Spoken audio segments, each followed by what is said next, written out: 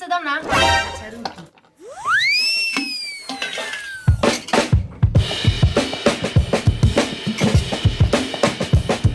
रह दो। ये सतनिया दूगो रोटी देता तनी खाई।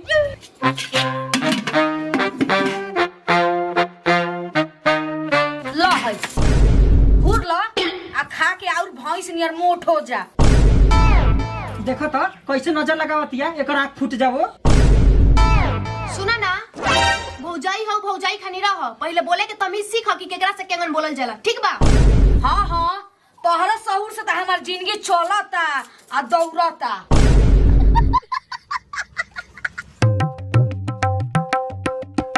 ले माई जामा पहना दे। आवा दोगला के बेटा, अब तू ही बाचा रहा हमरा के हराम करे खातिर। काहे माई पापा के डोगला काहे कहत रही? कोनो पापा तोर कमाई खा लो ना हो दोगलू के बेटा, हम उनकर कमाई खानी। जामा तो पहना दिली माई, बाकी स्कूल के छोड़े जाई। तोर बाप कोढ़ियावा ले जाई, और कौन ले जाई? आ हई सौती, ई त एकदम निकामा हई। आ हई बुढ़िया, एकरा त गोर में लकावा मरले रहेला। पता चली कि स्कूल ले जाते जाते छुट्टी हो गई।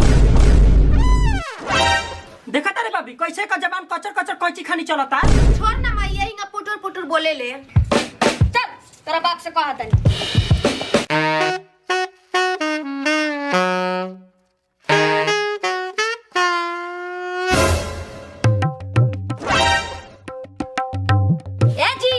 वो खाई के पान बनारस वाला। आया पिंटुआ का पापा। वो खाई के पान पापा बनारस पापा वाला। लागत नु माई पापा के कान में बिलाई हक दे। आज इनका का बतावा तनी।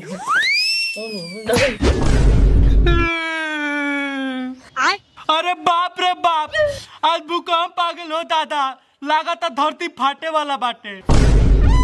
ई भूकंप ना माई के लात के पावर हो, देखा लो एक के लात में धरती आसमान छू देलो। अरे दोगला के बेटा, भाई तोरा बेटावा के कौन स्कूल लेके जाई रे? ओ अब तो लंगड़ो पापा के कही ना कि स्कूल लेके जो तबो लेके ना जाई। जो जौन कर के कलिए। हमरा बाप पर गइला नु तो ऐसन लात मारम के सीधा परलोक चल जाइबा, बुझला? ले चुप सन, आज तोहनी के चलते हम स्कूल के लेट हो जाई। चल बेटा, आज हम ही बाप के फर्ज निभाई आ हम ही तोरा के स्कूल छोड़ब। आ हई दोगला, एकर रहला के तो फायदा नहीं के घर के। चल। हाँ जो जो जो, रास्ता में कोनो छेड़िया से रहत हम बचाहू ना आइब जो। हई लबरी के बेटी के कौन छेरी रे? जवन छेरी ओकरा को ऐसन लात मारम के सीधा सरसों में जाके छिटा जाई। का बेटा? ओ अभी शेर जिंदा बा। चल बेटा।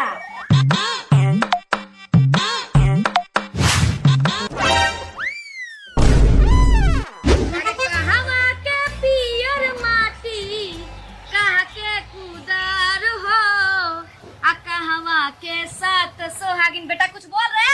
बा माई तो त गाना लाजवाब बा। कौन सिंह जे तोनिया मनी कमजोर गावा तारी। हाँ बेटा।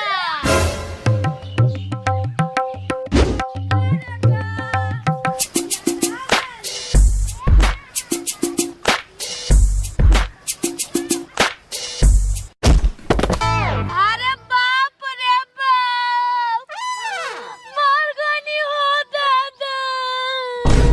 ए मग चुप, लोग देखी तो शिकायत करी। का कही लोग कि पिंटुआ के माई साइकिल पर से गिर गली। मत कोई अपना पापा से दादा दादी से न तो पानी का करे ठंडा हो जाए।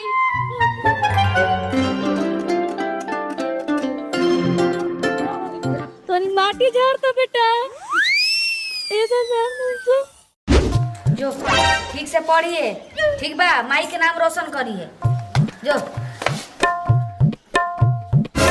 कबूतर, घास से कबूतर, खसे खरगोश, घास से खरगोश, से गमला, से गमला, घ से घर। Good morning madam. जाके बैठो जी दोगला। का चाची? ठीक बनी? हम उ लड़का के स्कूल छोड़े आई रहनी हम। चाचा ठीक बनी नु? अच्छा चली बहुत बढ़िया बाटे। आ लड़का फैका सब ठीक बरन से ना? कसे कबूतर कबूतर ख से कबूतर, ख से खरगोश ग से खरगोश, ग से गमला ग से गमला, घ से घर घ से घर, अंगा से कुछ ना अंगा से कुछ नहीं।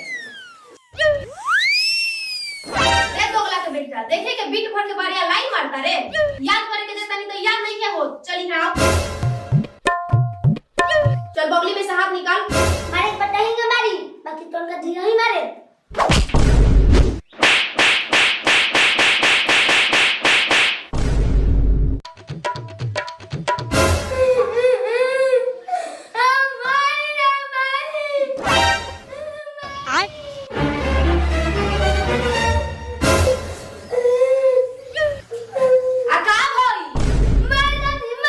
अरे दोगली के बेटी ते हमरा बेटा के पैसा मरले हरे तो रखिया बह गइल बा फुट गइल बा लौकत नहीं खे हाथ से और डंडा से आग तकले हां तक लइका के छुआबे ना कइनी ते कैसे छुले हरे हां ते कैसे छुले हां कैसे छुले